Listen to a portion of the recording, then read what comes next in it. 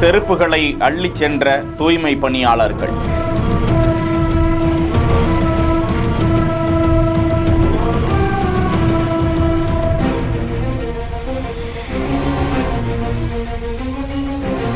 Case முடிகிற வரைக்கும் அந்த செருப்புகளும் பத்திரப்படுத்தப்பட வேண்டுமா?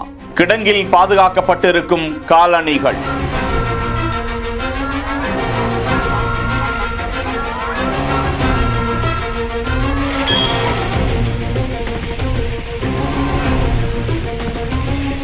கடந்த 27ஆம் தேதி பெரும் துயர சம்பவம் நேர்ந்த நிலையில் அன்றிலிருந்து 10 நாட்களாக அந்த பகுதியில் போலீஸ் பாதுகாப்போடு அங்கு இறைந்து கிடந்த செருப்புகள் பாதுகாக்கப்பட்டே வந்தன. தடயங்கள் அழிக்கப்பட்டு விடக்கூடாது என அவ்விடத்தில் போலீசார் தடுப்புகளை போட்டு பாதுகாத்து வந்தனர். ஓய்வு பெற்ற நீதியரசர் தலைமையிலான ஆணையம் ஒரு பக்கம், நாடாளுமன்ற குழுவினர் ஒரு பக்கம், காவல்துறையினர் மறுபக்கம் என விசாரணை சூடு பிடித்து சென்று கொண்டிருக்கிறது.